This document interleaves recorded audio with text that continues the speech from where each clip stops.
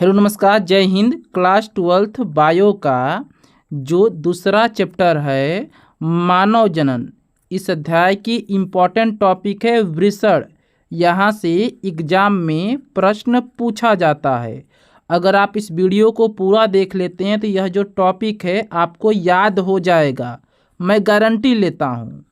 अगर आप इस वीडियो को देख लेते हैं तो कोई भी प्रश्न इस टॉपिक से आपके एग्ज़ाम में पूछा जाएगा तो आप उसका उत्तर आसानी से लिख पाएंगे।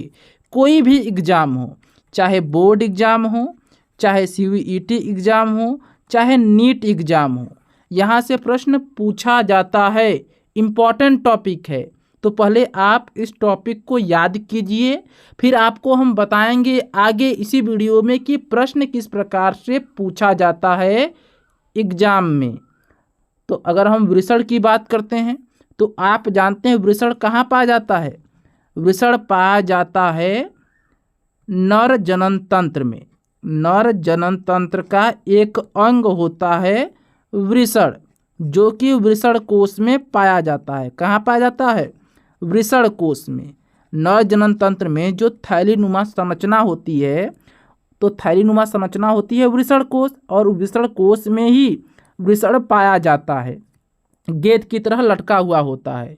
वृषण कोश की संख्या नर जनन तंत्र में एक जोड़ी होती है। कितनी होती है? एक जोड़ी। यहाँ ये देखिए, ये क्या है? ये है आपका वृषण। अगर आप वृषण की अंदर की संरचना देखेंगे तो कुछ इस प्रकार से दिखाई देगी। जब आप आंतरिक संरचना को देखेंगे, यह है वृषण का अनुदैर्ध्य काट, यानी कि जब आप आंतरिक संरचना वृषण का देखेंगे तो इस प्रकार से दिखाई देगी। हम आपको डिटेल में बताएंगे क्योंकि यह टॉपिक इम्पॉर्टेंट है। अगर हम वृषण की बात करते हैं तो वृषण का कार्य क्या होता है? वृषण में शुक्राणु का निर्माण होता है। किसका? शुक्राणु का निर्माण होता है। इससे नर हार्मोन्स स्रावित होता है और उस नर हार्मोन्स का नाम है टेस्टोस्टेरोन। आगे हम बताएंगे। पहले देखिए, पुरुष में एक जोड़ी वृषण उदर गुहा से बाहर थैलीनुमा संरचना में पाए जाते हैं, जिसे वृषण कोश कहते हैं। यानी कहने का मतलब है माय डियर बच्चा कि जो वृषण होता है यह पुरुषों में पाया जाता है, एक जोड़ी पाया जाता है।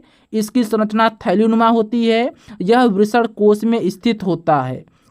वृषण एक अंडाकार होता है, 4 से 5 सेंटीमीटर लंबा होता है, 2 से 3 सेंटीमीटर चौड़ा होता है। ठीक है, यह बाहर से 2 झिल्लियों से घिरा होता है, यह भी याद रखेंगे।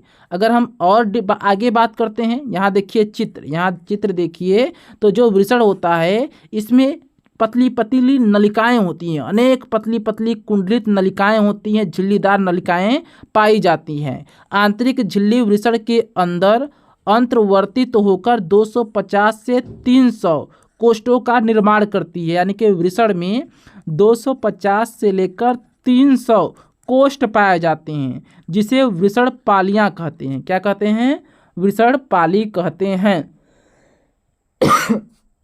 क्लियर हो गया? ये देख रहे हैं, ये वृषण जाल हो गया, ये वृषण जाल है। ठीक है, ये अंतरालिक कोशिकाएं हैं, ये अंतरालिक कोशिकाएं हैं। ये शुक्रजनक नलिकाएं हैं, यहाँ पर शुक्रजनक नलिकाएं हैं। ठीक है, ये आपका काडा एपिडाइमिस है, ये हिस्सा काडा एपिडाइमिस कहलाता है। ये हिस्सा वास डिफरेंस कहलाता है। ये जो हिस्सा होता है ये शुक्रवाहिनी कहलाता है। ये कैपुट एपिडाइमिस है, ये हिस्सा कैपुट एपिडाइमिस कहलाता है। ये हिस्सा पट कहलाता है। आगे और आप डिटेल में देखिए। अभी तक आपको क्या समझ में आया? अभी तक आप इस बात को समझिए, वृषण के बारे में अगर हम बात करते हैं वृषण के बारे में, तो सबसे पहली बात जो आपको याद करना है, सबसे पहला कि वृषण में शुक्राणु का निर्माण होता है। दूसरा आपको याद रखना है, वृषण से नर हार्मोन्स स्रावित होता है। उस नर हार्मोन्स का नाम क्या है? टेस्टोस्टेरोन। टेस्टोस्टेरोन हार्मोन स्रावित होता है। ठीक है, अब बात करते हैं वृषण की। तो इसकी संख्या होती है पुरुष में एक जोड़ी। इसमें कुंडलित नलिकाएं पाई जाती है, अनेक प्रकार की नलिका पाई जाती है। इसमें शुक्रजनन नलिका भी पाई जाती है। शुक्र जनन नलिका भी पाई जाती है, शुक्र जनन नलिका भी पाई जाती है। सबसे इम्पॉर्टेंट बात अब बताने जा रहे हैं कि जो वृषण होता है इसका तापमान शरीर की तुलना में 2 डिग्री सेल्सियस से लेकर 3 डिग्री सेल्सियस कम होता है। ठीक है, तभी जाकर वृषण में शुक्राणु निर्मित होंगे, नहीं तो शुक्राणु बनेंगे ही नहीं। यानी कि अगर शरीर का तापमान 35 है तो वृषण का तापमान 2 डिग्री सेल्सियस कम रहेगा, यानी कि 33 रहेगा। आगे बढ़ते हैं, समझेंगे ध्यानपूर्वक। शुक्र जनन नलिका कहाँ पाई जाएगी? शुक्र जनन नलिका पाई जाती है वृषण में। तो शुक्र जनन नलिका की आंतरिक संरचना, वृषण के अंदर शुक्र जनन नलिकाएं होती हैं, यानी कि ये जो वृषण होता है इसके अंदर शुक्र जनन नलिकाएं पाई जाती हैं, जो कि 3 प्रकार की होती हैं। एक होता है शुक्राणु जनन कोशिकाएं, यानी कि जो शुक्र जनन नलिका होती है जो कि वृषण में पाई जाती है, इस वृषण में पाई जाती है क्या? शुक्र जनन नलिका। शुक्र जनन नलिका जो कि 3 प्रकार की होती है। पहला होता है शुक्राणु जनन कोशिकाएं। क्या होता है? शुक्राणु जनन कोशिकाएं। दूसरा होता है सर्टोली कोशिका और तीसरा होता है अंतराली कोशिका। ये देखिए, ये अंतराली कोशिका हैं। ठीक है, अब एक एक करके देख लेंगे। यानी कि जो शुक्राणु जनन कोशिका है यह नर जननिक कोशिकाएं होती हैं जो असूत्रीय विभाजन द्वारा शुक्राणु का निर्माण करती हैं। यानी कि शुक्राणु बनाने में वृषण की जो शुक्राणु जनन कोशिका है यह मदद करती है।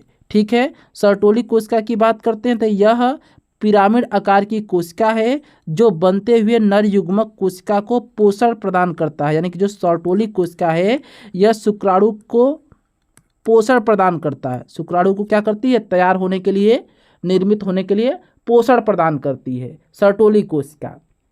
अंतराली कोशिका की बात करते हैं तो जो अंतराली कोशिका है जिसे लीडिंग कोशिका भी कहते हैं, यही अंतराली कोशिका टेस्टोस्टेरोन हार्मोन्स का स्रावण करती है। ये याद रखेंगे।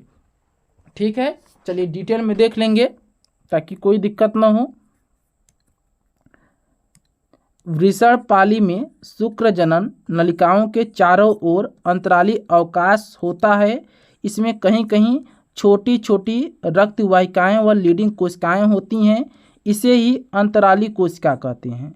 और अंतराली कोशिका से टेस्टोस्टेरोन का स्रावण होता है। यानी कि जो अंतराली कोशिकाएं हैं टेस्टोस्टेरोन का स्रावण करती हैं।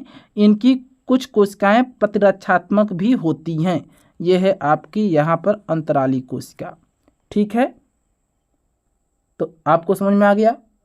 यह है पूरा वृषण के बारे में जानकारी। मिलते हैं नई वीडियो में, तब तक के लिए जय हिंद, वंदे मातरम।